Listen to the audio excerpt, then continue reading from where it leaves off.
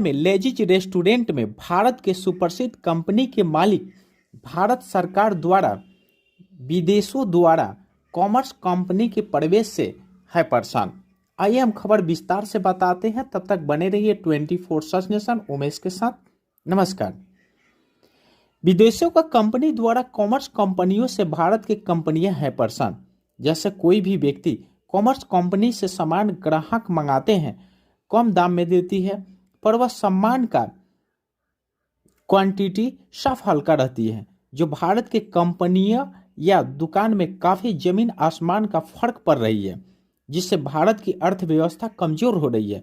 Commerce company आर्थिक स्थिति और अर्थव्यवस्था को कमज़ोर कर गुलाम बनाना चाहती है।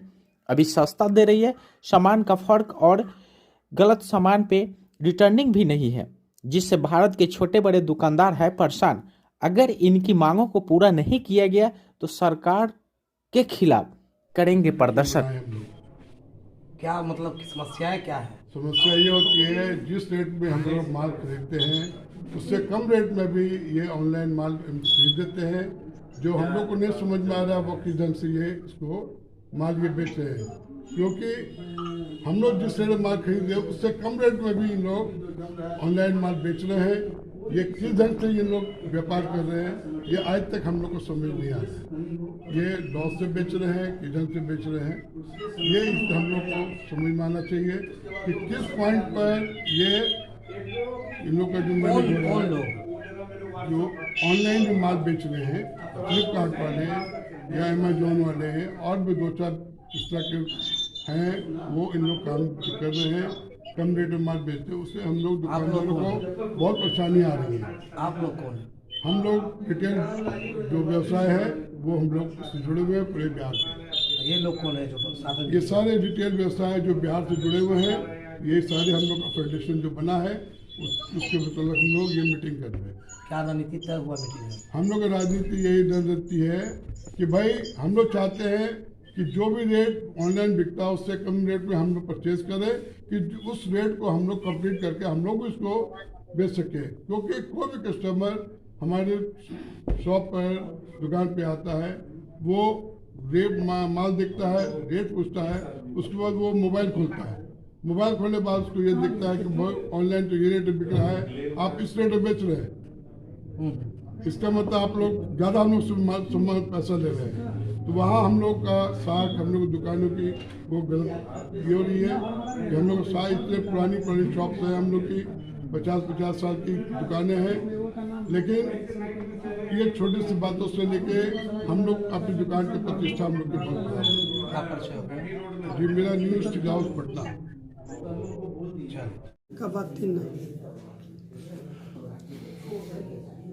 जी, आज के बैठक को लेकर क्या मुख्य मांगे हैं? हम व्यवसायियों की जो मांग है वो रिटेल ट्रेड सेक्टर को बचाना। मुख्य मांग जो भारत सरकार और केंद्र राज्य की सरकार से है कि रिटेल सेक्टर धीरे धीरे कोलैप्स कर रहा है, खराब हो रहा है, बर्बाद हो रहा है। विदेशी ई कॉमर्स कंपनियां, फ्लिपकार्ट, अमेजोन जैसी कंपनियां अपने अरबों खरबों रुपए का नुकसान करके पिछले 10 साल में 10,000 करोड़ से भी ज्यादा अपने पैसे का नुकसान करके भारत के रिटेल सेक्टर को बर्बाद कर देना चाहती है। और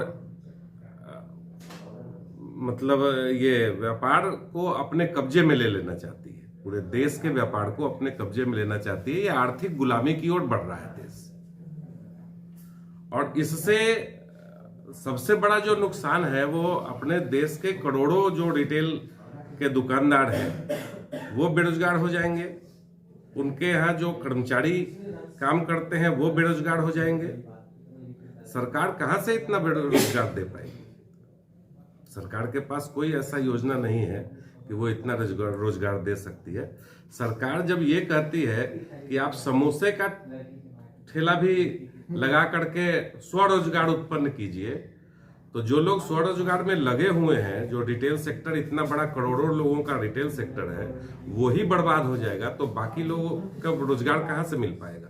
लेकिन लोगों का पसंद है जो ऑनलाइन जो भी प्रोडक्ट है वो सस्ता मिलता है। हाँ, ये सस्ता इसलिए मिलता है कि ऑनलाइन में जो भी कंपनियां हैं वो 100 रुपया का सामान खरीद करके 95 में बेचना शुरू कर देती है, तो निश्चित तौर पे वो सस्ता हो जाता है।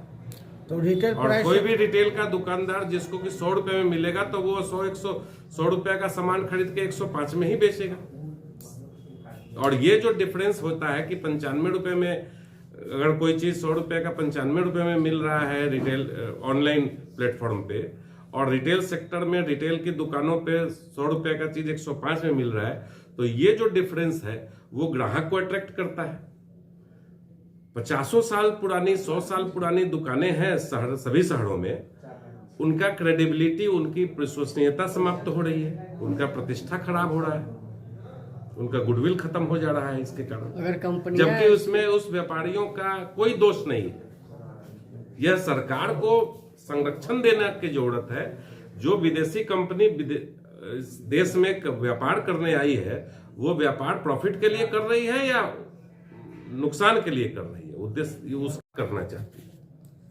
तो इसके लिए आपकी मुख्य मांगे क्या है? हमारी मुख्य मांगे हैं भारत सरकार से एवं राज्य की सरकार से कि वो हम व्यापारियों को, खुदरा व्यापारियों का ध्यान दें, उनको कैसे संरक्षित किया जा सकता है, कैसे उनका व्यापार चल सकता है, कैसे उनके परिवार का भरण पोषण हो सकता है, उनके कर्मचारियों का कैसे भरण पोषण होगा। परिचय दिया जाए। जी, मेरा नाम शशि रंजन है, मैं व्यवसाय करता हूँ। कहाँ से हैं? जी, मैं सीतामढ़ी से हूँ। क्या ये चीज़ का- रिटेल ट्रेड फेडरेशन में पूरे बिहार के लोग जुड़े हुए हैं। क्या चीज का व्यवसाय है आपको? जी, हमारा किचन यूटेंसिल्स और अप्लायंसेस वगैरह का व्यापार है।